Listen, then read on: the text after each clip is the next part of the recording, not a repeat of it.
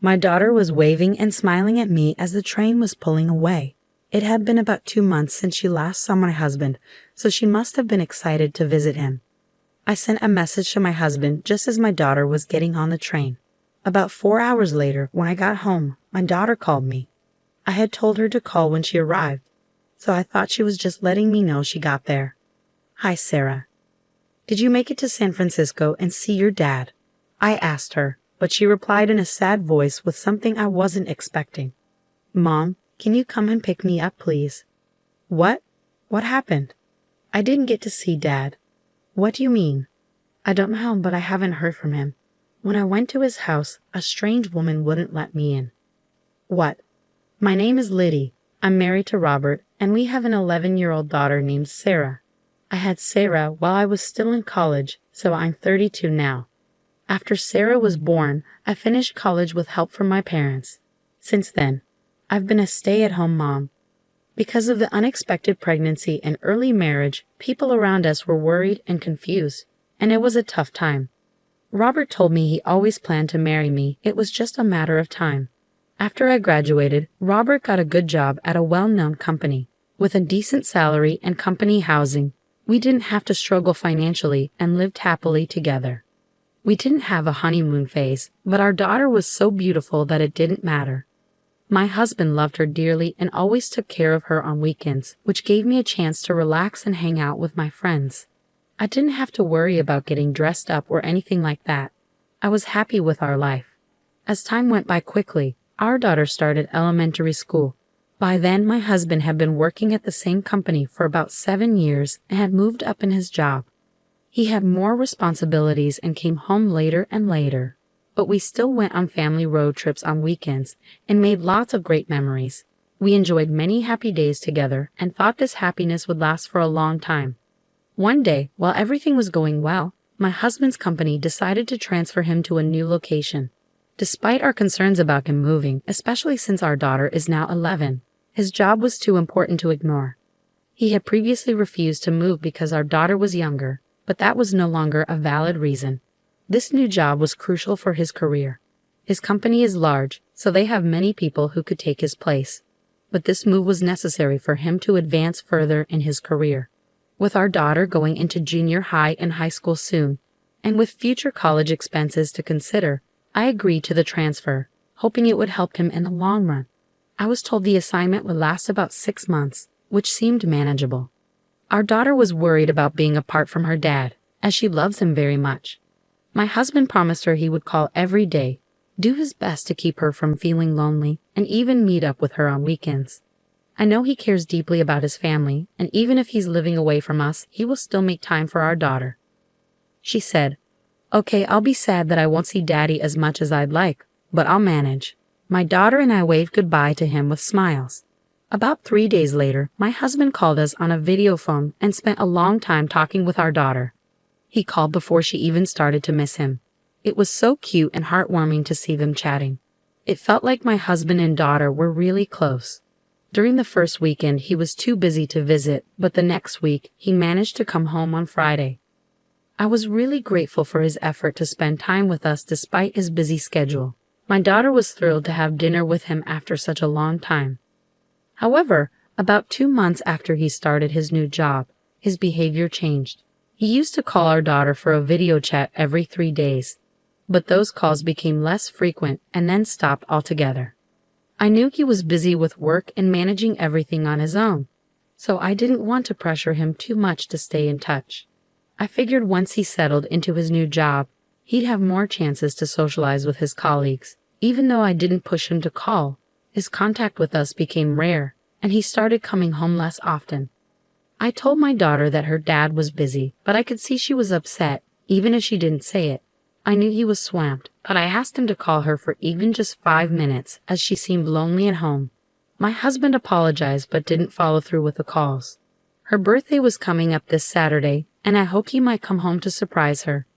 She even said, "Maybe Daddy will come home." But on her birthday, he didn't come or even call to wish her a happy birthday.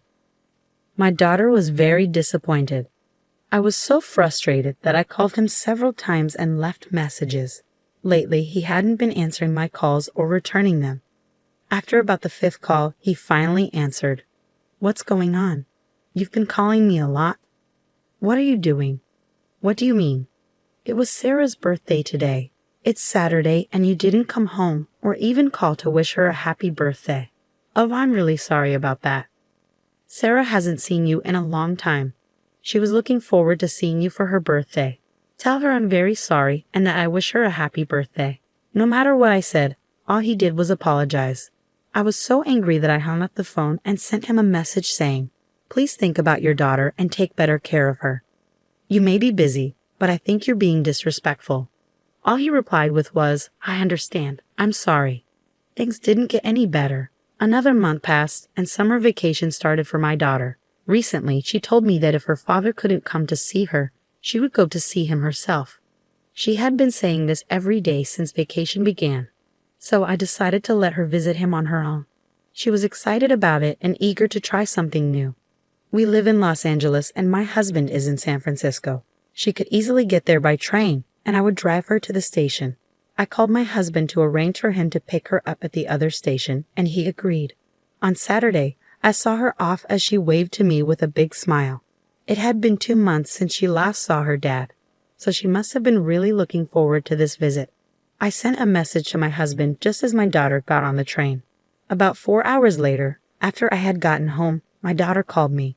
It was around noon, and since she had left early in the morning, I figured she must have already met up with my husband and had lunch before calling.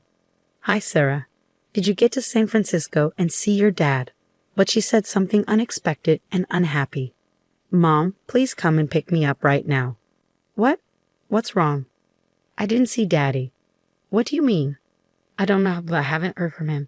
When I got to his house, a strange woman turned me away. What? What did she just say? I needed to pick up my daughter as soon as possible. Where are you? I'm back at the San Francisco station. I'm hanging out in a fast food restaurant for now.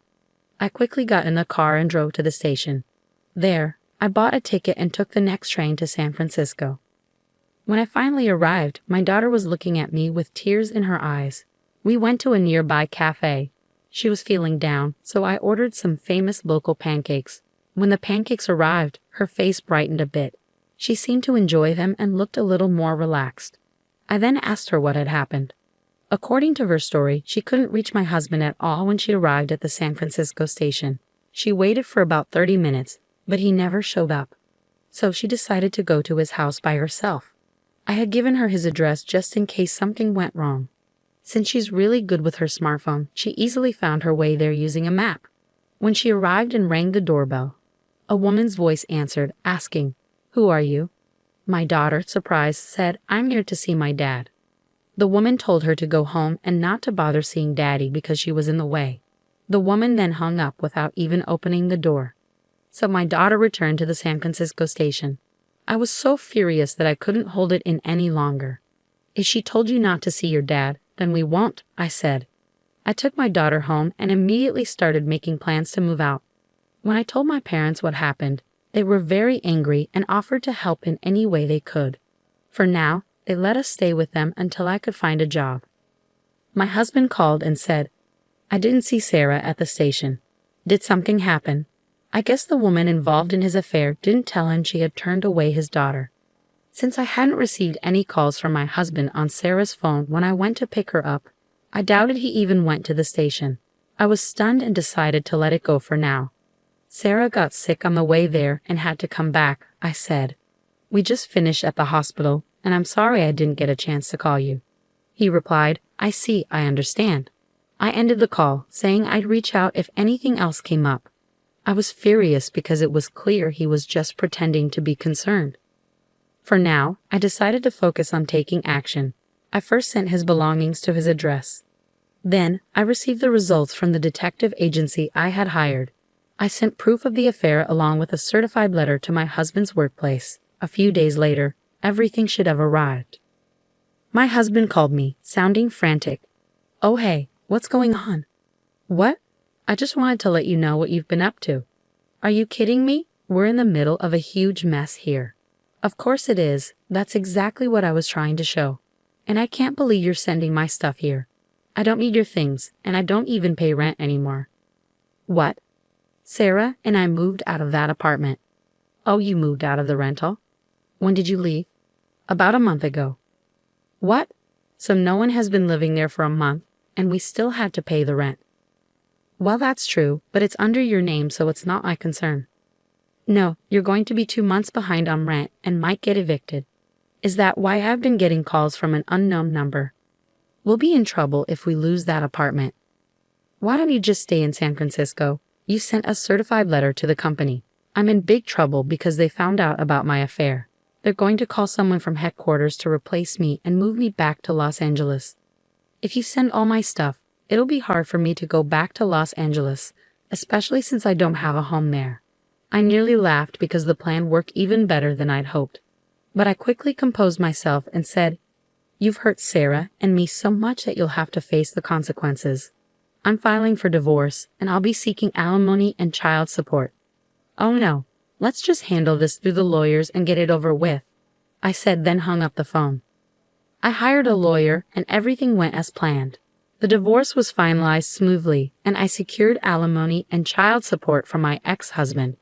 His return from the transfer because of the affair became a source of ridicule at his company.